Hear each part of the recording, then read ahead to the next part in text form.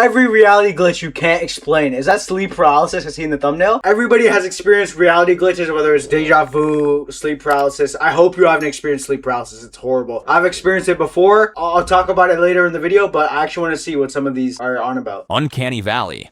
There's a specific kind of discomfort you get when something looks almost human, but not quite. A CGI character in a movie that's realistic, but something about the eyes feels wrong. A humanoid robot that moves slightly too smoothly. Okay, but this is not like a reality glitch. If you see a person who just looks uncanny. Or slightly too stiffly. A wax figure of a celebrity that looks exactly like them, but somehow makes your skin crawl. This is called the Uncanny Valley. The name comes from the idea that as something becomes more human-like, your comfort with it generally increases, right up until it gets very close to human, and then suddenly your reaction drops off a cliff into unease. It's a valley on a graph between clearly not human and actually human. When has anybody experienced this? There's no person I've looked at and I'm like, yo, that guy looks so uncanny, it's scary. The leading explanation is that your brain is pattern matching constantly, and something that's close but not right triggers a mismatch alarm. Deja vu. Deja vu. You're somewhere you've never been. A new city, a first conversation, a situation you definitely haven't experienced. But there's this feeling, this sense that this exact moment has happened before. You can't say when. You just feel sure about it. That's deja vu. French. But my theory of deja vu is something you probably experienced in a dream. But you know how you forget majority of your dreams unless it's very traumatic? You like slightly like kind of remember it in real life while it's happening. That's why what I feel like deja vu is. For already seen. And almost everyone has had it. Yeah. The most accepted explanation is a misfiring in memory processing. Your brain has two systems that normally work in sync. One that handles new experiences, one that handles memory retrieval. Sometimes the memory system fires when it shouldn't and labels a completely new moment as something familiar. The experience is new. The feeling of recognition is a mistake. And then there's the flip side, which almost nobody's heard of. What flip Jamais side? vu. Jamais vu. French for never seen. Never seen. It's when something you know completely well suddenly feels totally unfamiliar. A word you've written your whole life looks like it's spelled wrong. A route you've driven 100 times feels like somewhere you've never been. It's the same glitch, just in reverse. Your brain calling something familiar new. Bro, but I'm telling you, I feel like this all comes from dreams. I feel like that's my theory of it. The Mandela effect. Mandela effect. A lot of people have a clear memory of Nelson Mandela dying in prison in the 1980s. Yeah. The problem is, it never happened. He was released in 1990 and died in 2013 as a former president. And yet the memory feels real to a surprising number of people. This is the Mandela effect. Yeah, I forgot. There was like an emoji on iPhone. Was it the robber emoji? There was a robber emoji on iPhone, which I could have, like, I thought that emoji actually existed. The robber emoji never existed ever. You can't even find it. If you search up on your iPhone right now, and Apple said that they've never ever released a robber or thief emoji ever in their life. That's probably the Mandela effect that happened to me. When large groups of people share the same false memory. The Monopoly man having a monocle. The line... What? Groups of people share the same false memory. The Monopoly man... No, I've definitely seen him having a monocle. He's definitely had a monocle. That's cap. This is LARP. He's definitely had this on before. The line being mirror, mirror on the wall, when it was always... Magic mirror on the wall, who is the fairest one of all? Or when Pikachu never ever had a black tip on his tail. What? Wait, what? Pikachu never had a black tip on his tail? Or when Pikachu never... Cap. I call so cap. No, not a single one has a black tip on his tail. I've actually been brainwashed since I was born. This tip was black. Countless people remember these things the wrong way and remember them confidently. The explanation isn't parallel universes. It's just how memory works. Your brain doesn't record events like a camera. It reconstructs them, filling in gaps using logic and expectation.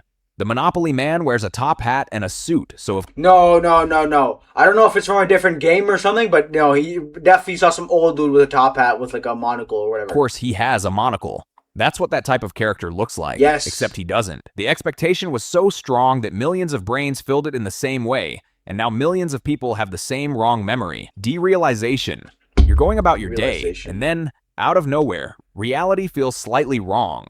Not in any way you can point to. Like, it happened to me, but it happened to me like slightly. Like, you know, like not like a full on, where the hell am I? What am I doing here? Everything looks the same, but it feels like you're watching your life through a pane of glass. Like the world around you is a very convincing set, and you're not entirely sure you're actually in it. It's like you've suddenly entered a dream in which you're slightly conscious. Yeah. This is derealization, and it's more common than most people realize. It usually shows up during periods of stress, exhaustion, or anxiety, and can last anywhere from a few seconds to several hours. Several There's another hours? version called depersonalization. But imagine being several hours and you don't even know what you're doing there or where you're at. Like, you're just confused on like how you're born. Where instead of the world feeling unreal, you feel unreal. Like you're watching yourself from outside your own body, yet you feel like a stranger to this body This and has happened mind. to me. Both are generally the brain's stress response to me. doing something unhelpful. When things feel overwhelming, the brain sometimes dials down the intensity of your experience as a kind of buffer. The side effect is that everything feels slightly fake.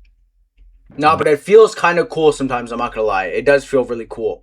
Knowing what it is makes it considerably less frightening when it shows up. Sleep paralysis. This is the worst.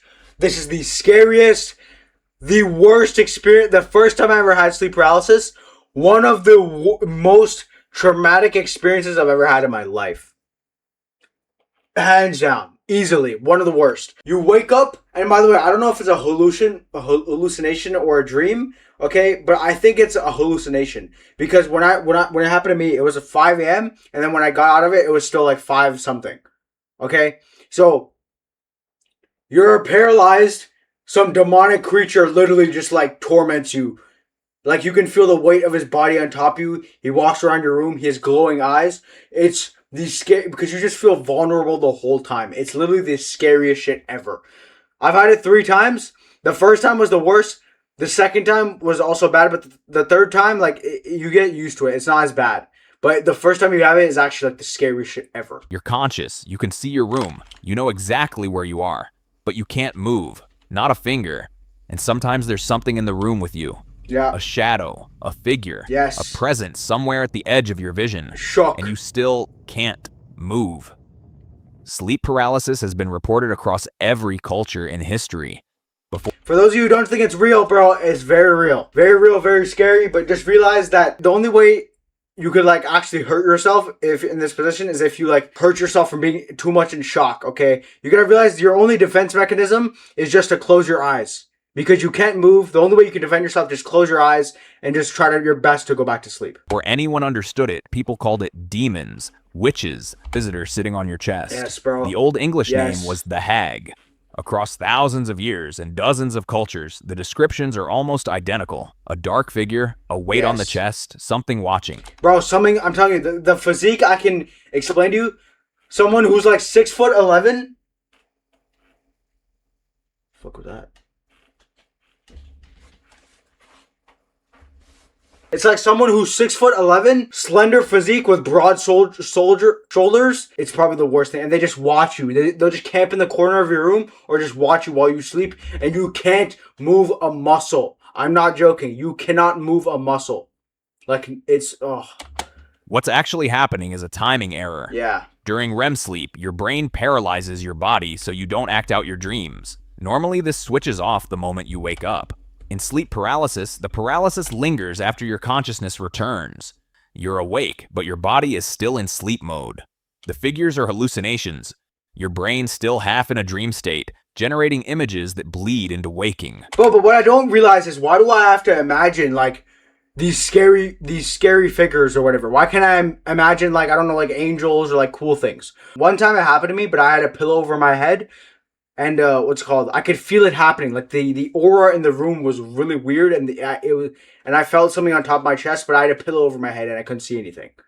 So, bro, It's not a ghost. It's your brain caught between two states at once. I know. Childhood shook. amnesia. Think back as far as you can. Yeah. For most people, the earliest clear memory is around age 3 or 4. Before that, almost nothing. Maybe a few blurry fragments, and even those are hard. I don't remember anything until before the age of 4. I don't remember anything. I just remember my life as in I woke up one day, and those were my parents, and those were my siblings, and that's it. That's literally what happened to me, bro. I remember just waking up one day, and that's how it went. And it was before I went to school. It was the summer before kindergarten. hard to trust, which is strange, because those first years were some of the most intense experiences of your life. You learned to walk, to talk, to understand the world, and you remember almost none of it. This is childhood amnesia, and it happens to basically everyone. Everyone, yeah. The part of the brain responsible for forming long-term memories, the hippocampus, is still developing in early childhood, and isn't yet equipped to store experiences in a way that survives into adulthood. Yeah, this is also why I think it's pretty unreasonable to give your child like a first birthday party or second birthday party or just spend a lot of money on it. Obviously, you can mention it, but like if you spend all this money on a birthday party, they're not going to remember it. The kid's not going to remember it. It's not going to matter. Okay? Or if you give them like insane experience, I think you should wait until they're at least 5 or 6 years old until you actually start doing things that are expensive or you want them to remember. There's also a language component. A lot of how we store memories involves attaching words to experiences, and before language fully develops, events are much harder to hold on to. The strange part is that young children aren't experiencing life any less vividly. They're laughing, crying, forming attachments, having strong feelings about things.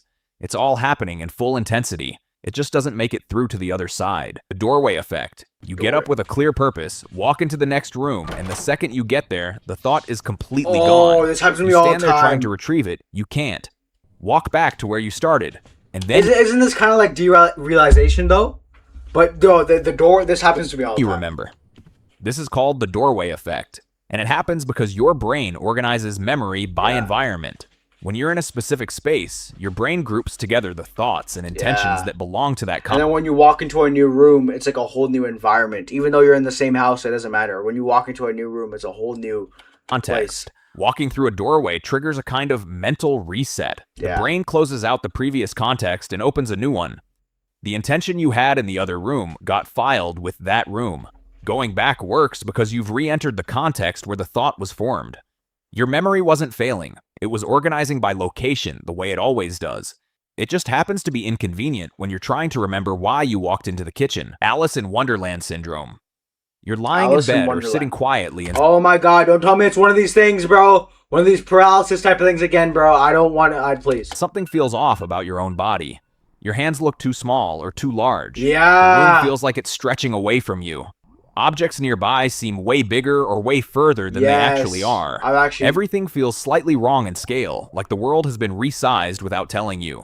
This is Alice in... If you get Alice in Wonderland during nighttime, it's pretty scary, but in the morning, it's like kind of cool. Wonderland syndrome. Named after Lewis Carroll's story, where Alice spends most of her time either too big or too small for the space she's in. Yeah. It's a neurological condition that distorts perception of size, distance, and sometimes time. It's most common in children and tends to show up at night or just before sleep, though it can occur at any age. It's most often associated with migraines, viral illness, or the brain's activity just before sleep.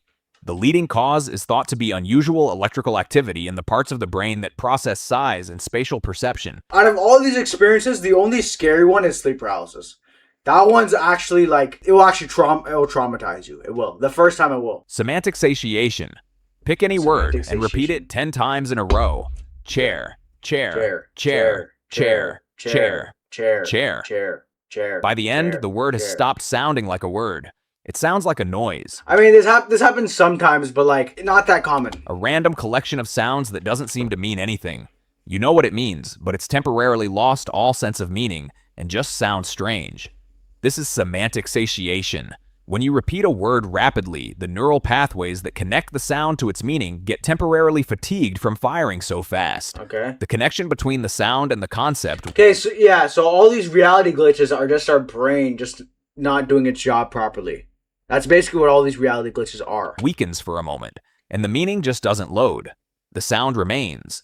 The sense disappears. It recovers within a few seconds once you stop. But in that window, completely ordinary words feel alien. It works on written words, too. Stare at any word long enough, and it starts to look like it might be spelled wrong, or like something from another language entirely. Your brain just needs a short break before it can process doesn't really it happen to me again. Like, all of those were fine, except for sleep paralysis, bro. I've experienced sleep paralysis. Oh, 8 to 30%. That's actually not that bad. You have a 1 in 3 chance. Or I'd say maybe like a 1 in 5 chance of it happening to you once in your life. Anyways, if you guys liked the video, make sure you guys like, comment, subscribe. Thank you guys for 1,000 subscribers. And I will see you in the next one. Peace out.